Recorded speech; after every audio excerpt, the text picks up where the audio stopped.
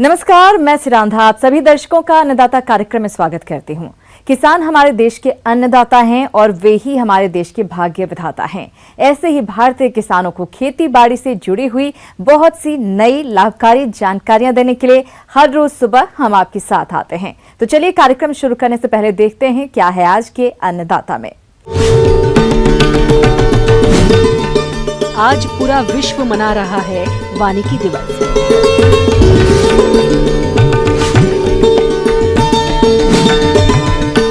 अच्छे उत्पादन के लिए मेंथा की फसल में जरूरी कार्य। जंगल हमारे जीवन की बुनियाद है, जो हमारे पर्यावरण के साथ साथ आर्थिक और सामाजिक स्थिति को बनाए रखने में महत्वपूर्ण भूमिका निभाते हैं। वनों और जंगलों की होती अंधाधुंध कटाई के कारण आज पृथ्वी गहरे संकट में पड़ गई है, जिस कारण जलवायु परिवर्तन, ग्लोबल वार्मिंग, ग्लेशियर के पिघलने जैसी विकट समस्याएं पैदा हो रही हैं। अगर हमने अभी भी ध्यान नहीं दिया तो समस्त प्रकृति और जीव खतरे में पड़ जाएंगे। इसीलिए हमें हर हाल में जंगलों को बचाने और ज्यादा से ज्यादा पेड़ पौधे लगाने की जरूरत है। तो वनों को बचाने के लिए क्या जरूरी कदम उठाए जाएं, इसी पर आधारित है कार्यक्रम का आज का ये विशेष अंश।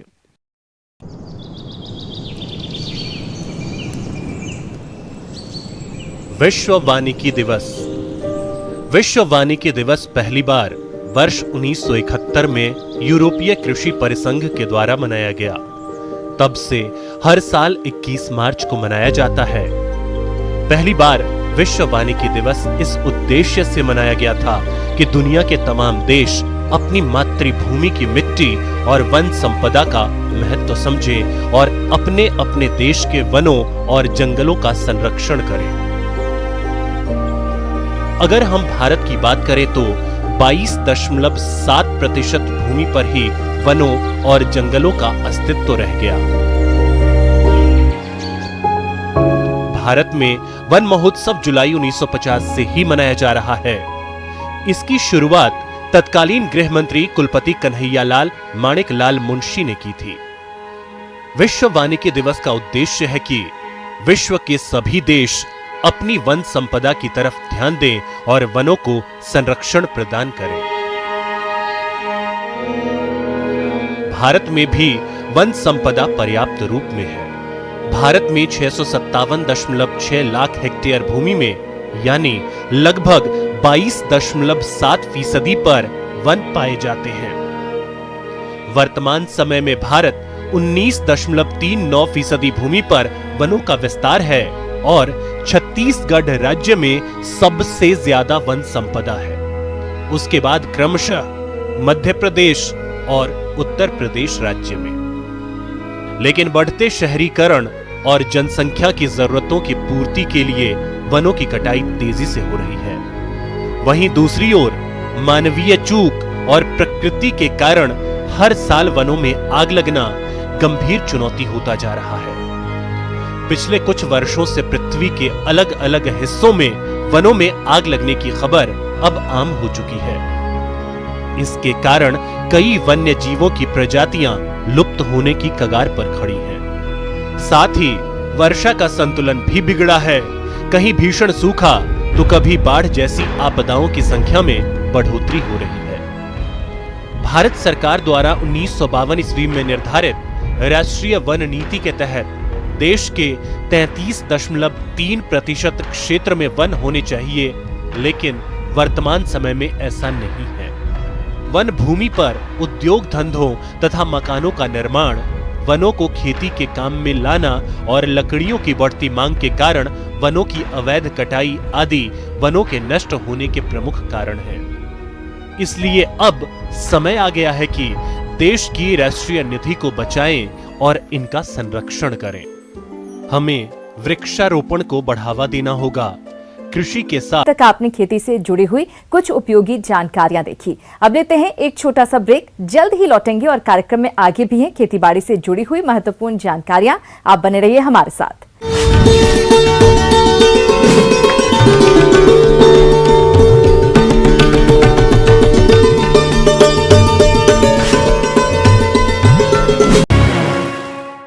ब्रेक के बाद आप सभी दर्शकों का अन्नदाता में स्वागत है। चलिए अब रुक करते हैं अगली कड़ी की ओर। हमारे प्रदेश में कुछ किसान भाई औषधीय फसलों के अंतर्गत मेंथा की खेती करते हैं, लेकिन वो फसल में किए जाने वाले जरूरी कार्यों पर कोई विशेष ध्यान नहीं देते, जिसकी वजह से उत्पादन में कमी आ जाती है। तो आपके सामने इस तरह की समस्या नहीं आए, इसके लिए आप मेंथा की फसल में कौन कौन से कार्यों को किस तरह करें, इसकी जानकारी दे रहे हैं कृषि विज्ञान के केंद्र शहडोल के डॉक्टर शेखर सिंह बघेल।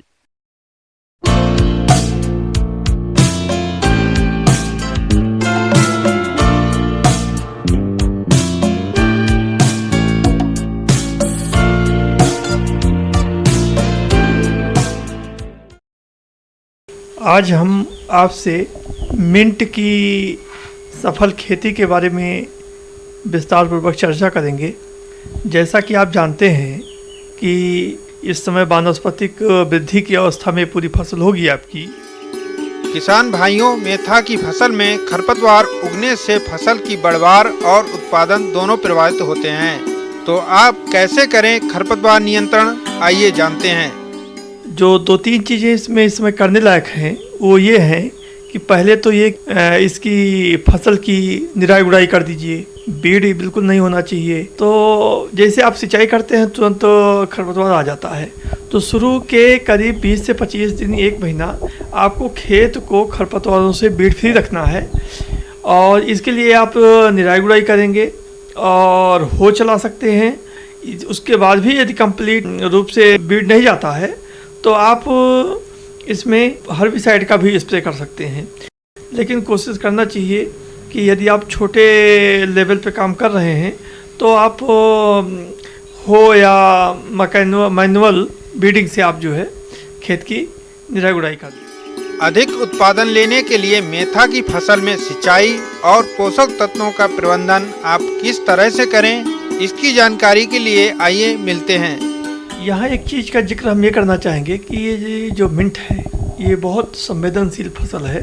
तो इसमें अगर पानी वाटर लॉगिंग हो गया तो भी फसल नष्ट हो जाती है, और पानी ना मिला तो भी दिक्कत है। तो आप इसमें पानी देते समय ये ध्यान रखें कि 3 से 4 दिन से ज़्यादा इंटरवल पानी का ना हो, और जो पानी की गुणवत्ता है, पानी देने की मात्रा, खेत में आपको ये अश्योर करना है कि हर पौधे को थोड़ा थोड़ा जो है अपना समुचित मात्रा में पानी मिल जाए और जल भराव की स्थिति न होने पाए। इससे आपकी फसल सुरक्षित रहेगी और आपकी जो हर्बल यील्ड है उसमें काफ़ी इजाफा होगा। सिंचाई करने के साथ साथ जैसे थोड़ी सी नमी बनी रहे उसमें आप 19-19-19 चूँकि ये सॉल्युबल फर्टिलाइज़र है तो आप घोल बना के पत्तियों पे छिड़काव भी कर सकते हैं। अदरवाइज आप फास्फोरस और नाइट्रोजन की मात्रा आप जो है खेत में डाल सकते हैं।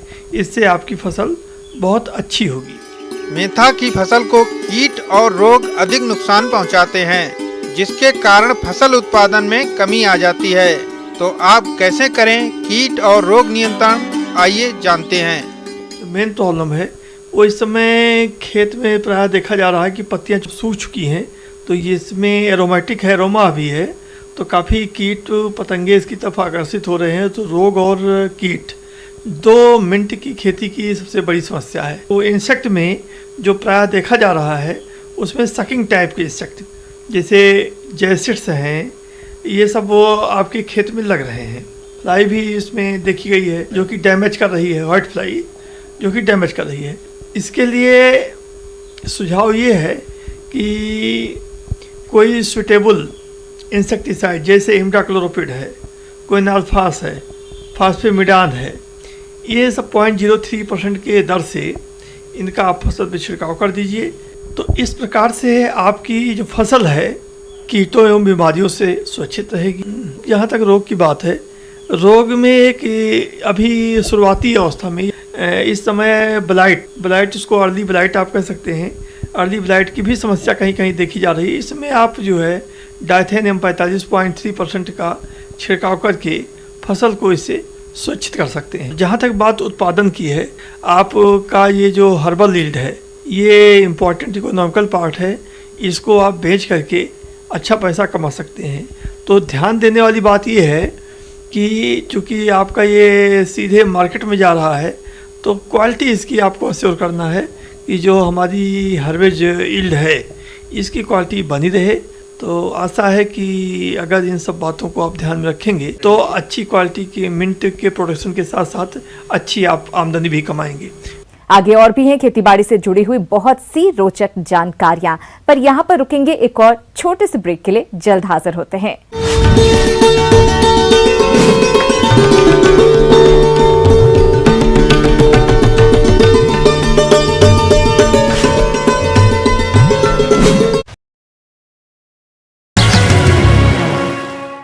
ब्रेक के बाद एक बार फिर से आप सभी दर्शकों का अन्नदाता कार्यक्रम में स्वागत है। बढ़ते हैं अगली प्रस्तुति की ओर। मौसम के अनुसार प्रबंधनों पर ही टिकी है आपकी खेतीबाड़ी, इसलिए मौसम पूर्वानुमान और उस पर आधारित साप्ताहिक कृषि सलाह इस प्रकार है।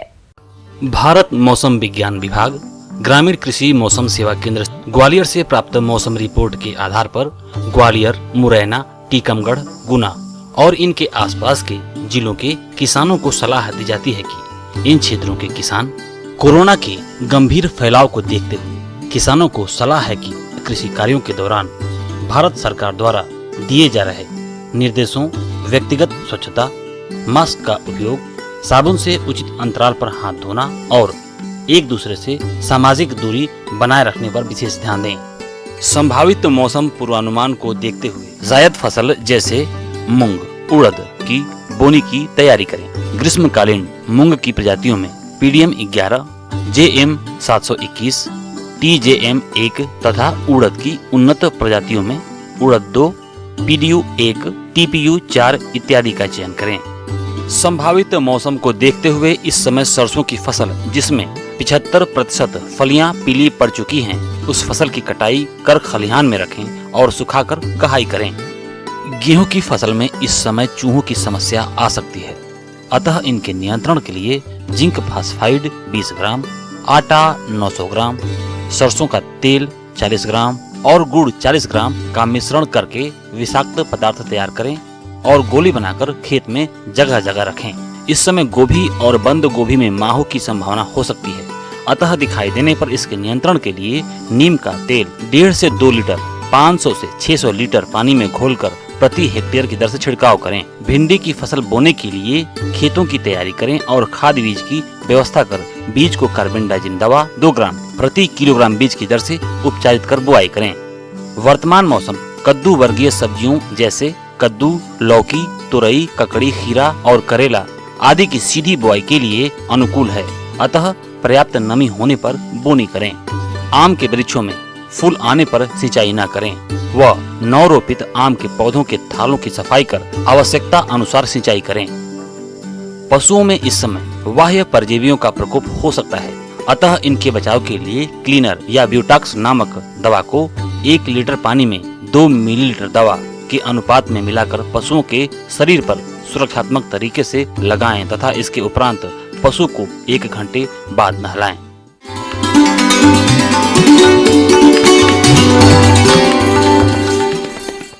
अन्नदाता हेल्पलाइन निःशुल्क फोन संपर्क सेवा के माध्यम से आपके द्वारा पूछे गए प्रश्नों में से 1 या 2 महत्वपूर्ण प्रश्न को हम अपने कार्यक्रम में शामिल करते हैं। इसी के तहत आज का चयनित प्रश्न और उसका जवाब इस प्रकार है।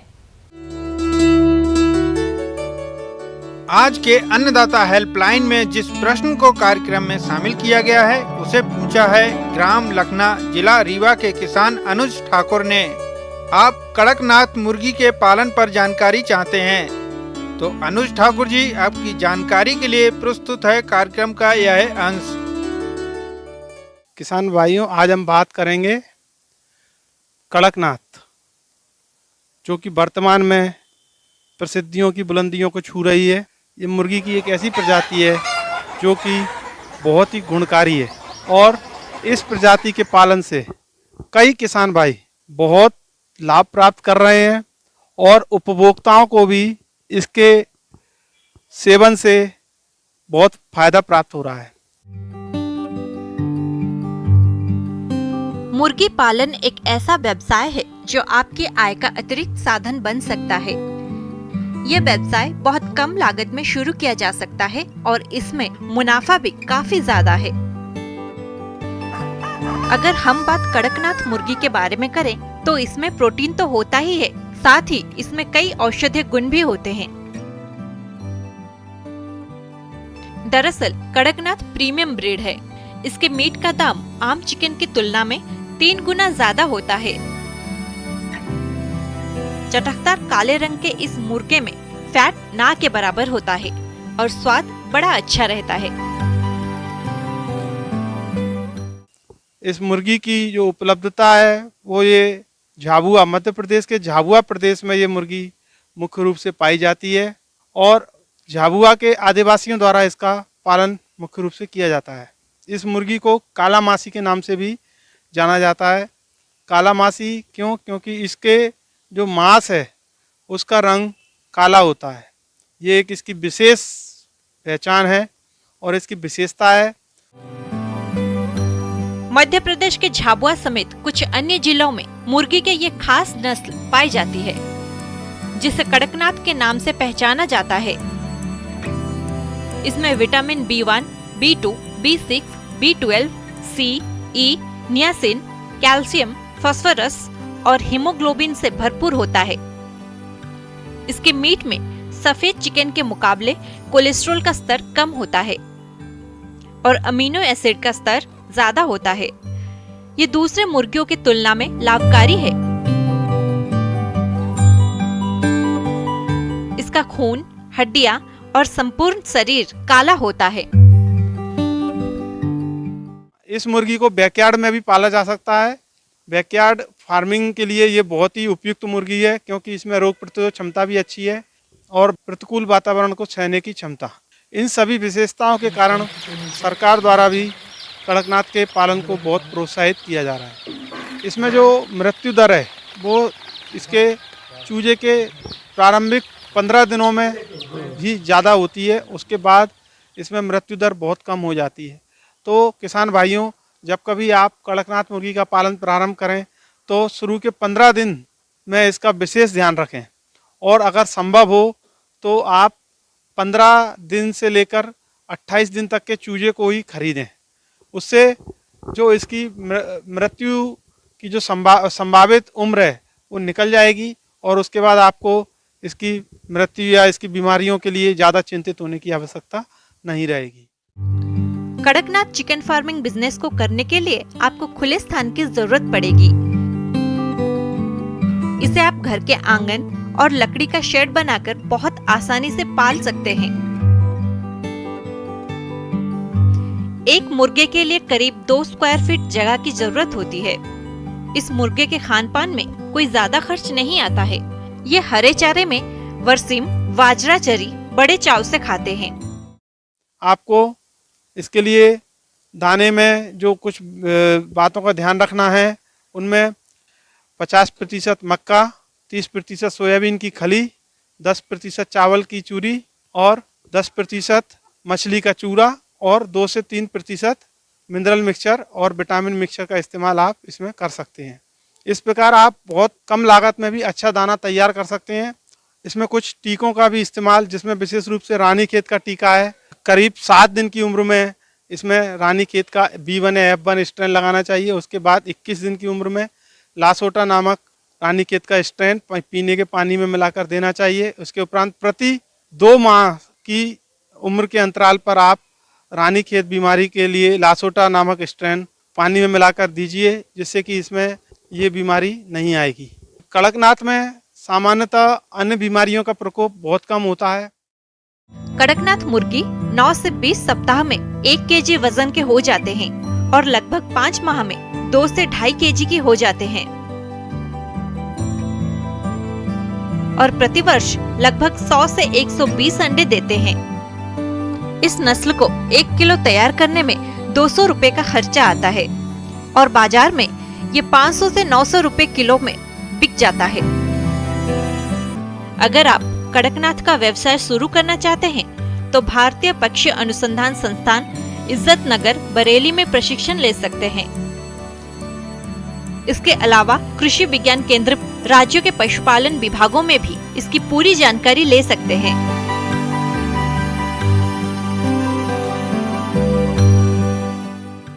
वर्तमान में मध्य प्रदेश में कड़कनाथ मुर्गी झाबुआ के शासकीय पोल्ट्री फार्म में उपलब्ध है।